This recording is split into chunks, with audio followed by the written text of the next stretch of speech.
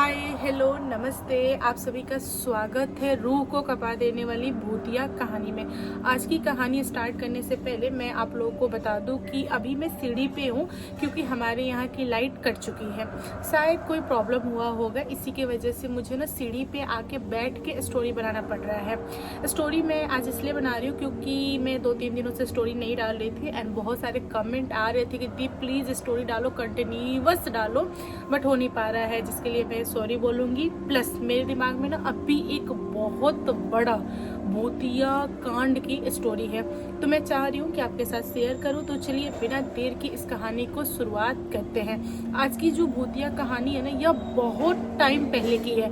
मतलब जिस समय इंडिया में लोग घर के बाहर सोते थे, चारपाई पे सोते थे, और मतलब कुछ भी प्रॉब्लम होता था तो भाग के तांत्रिक के पास जाते थे, कुएं से पानी निकाल के पीते थे, कोई साधन नहीं था, तब की यह कहानी है। मतलब आज की जो भूतिया कहानी है ये मेरे दादा ने मेरे साथ शेयर किया है। उन्होंने बताया कि उनके दादा वादा के टाइम पे एक मोहन नाम के आदमी थे। उनकी एक आदत थी, जैसे कि रात में सोने से पहले लोटा में पानी रखते थे क्योंकि उनको बहुत प्यास लगती थी और रात में उठ के वे पानी पिया करते थे। वह हमेशा की तरह लोटा में पानी रखे और सो गए। जब उनकी आंख खुली और उन्होंने पानी पीने की कोशिश किया तो लोटा में पानी नहीं था। फिर उनको लगा कि शायद वे मतलब पहले उठ के पी चुके होंगे, मतलब इसको ना उन्होंने सीरियसली नहीं लिया, उन्होंने बस ऐसे ही टाल दिया। और यह घटना उनके साथ ना 4-5 टाइम हो चुका था। तो धीरे धीरे ना उनको डाउट होने लगा, उनको लगा ना कोई पानी पी जाता है। और उनके साथ समस्या ये थी कि वे ना घर के बाहर सोते थे, चारपाई पे सोते थे, और जो उनका कुआं था ना वो घर के अंदर था, यानी कि आंगन में था।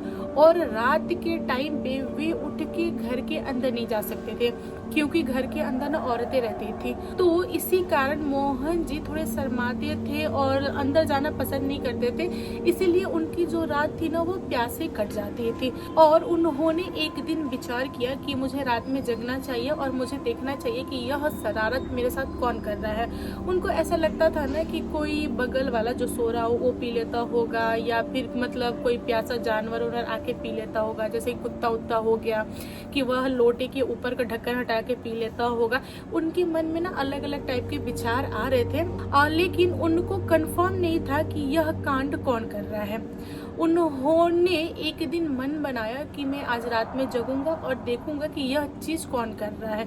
उनको बहुत गुस्सा आया, किसी को भी गुस्सा आ सकता है। फिर मोहन जी पूरी रात सोने का नाटक किए और वे जगे रहे। आधी रात को उनको महसूस हुआ कि कोई इंसान है जो आ रहा है और अपने साथ लाठी लेके आ रहा है, कहे तो डंडा के सहारे वह चल चल के आ रहा है। और उनके एकदम सिरहाने, मतलब जहाँ उनका सर था, नीचे जो लोटा में पानी रखा हुआ था उसका ढक्कन हटाया है और वह इंसान पानी पिया है। इनकी हिम्मत नहीं हुई कि ये आंख खोल के देखे कि वह इंसान कौन है, आखिर पानी क्यों पी रहा है। उस दिन इन्होंने इस बात को ऐसे ही जाने दिया।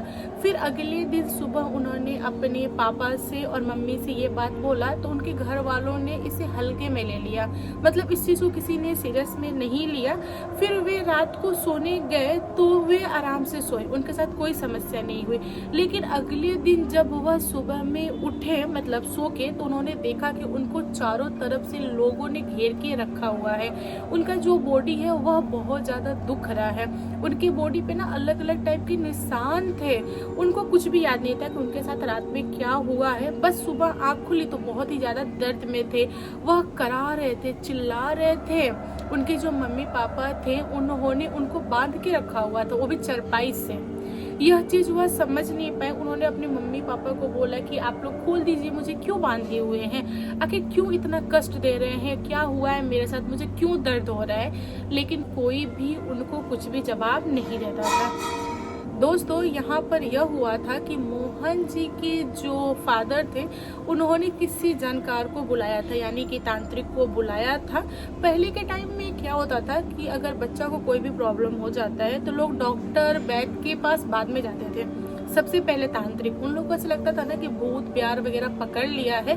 सेम यही चीज सोचकर मोहन जी के पापा ने क्या किया कि एक तांत्रिक को बुला दिया। तांत्रिक आया, उसने झाड़ फूक वगैरह किया। उसके बाद उसने बताया पूरे घर वालों को और मोहन को भी कि यह सारा किया धरा एक आत्मा का है, बहुत ही ज्यादा पावरफुल आत्मा का है, उसी ने सब कुछ किया है। मोहन, तुम्हें जो दर्द हो रहा है ना, उस आत्मा की देन है जो तुम्हें दर्द हो रहा है। यहाँ पर मोहन को नहीं समझा, उन्होंने बोला कि आप कहना क्या चाह रहे हैं। तब तांत्रिक ने मोहन से सवाल किया कि मोहन, तुमने किसी को कुछ बोला है क्या रात रात में? तब मोहन ने बताया कि हाँ, एक बूढ़ा इंसान आया था मेरे पास, उसने मेरा पानी उठाया पिया तो मैंने उसे टोक दिया। मैंने उसको बोला कि बिना किसी की मर्जी के तुम कोई भी सामान छूते हो, लेते हो, खाते हो, पीते हो, यह गलत है। आपको पूछना चाहिए पानी पीने से पहले, आप कैसे बिना मुझसे पूछे आप इस पानी को पी लिए। बस मैंने इतना ही कहा था। उसके बाद क्या हुआ मुझे कुछ भी मालूम नहीं, मुझे बिल्कुल भी कुछ भी याद नहीं है। तब यहाँ पर तांत्रिक ने बताया मोहन को कि देखो मोहन, तुमने जिसको टोका है वह नॉर्मल इंसान नहीं है, वह एक बहुत ताकतवर पुरानी आत्मा है, वह बूढ़े इंसान की आत्मा है। वह बूढ़ा इंसान तुम्हारे पास आता था क्योंकि उसको बहुत प्यास लगती थी। यहाँ पर मोहन बोला कि आप कहना क्या चाह रहे हैं, मुझे बिल्कुल भी समझ में नहीं आ रहा है, आखिर वह आत्मा मेरे पास क्यों आता था?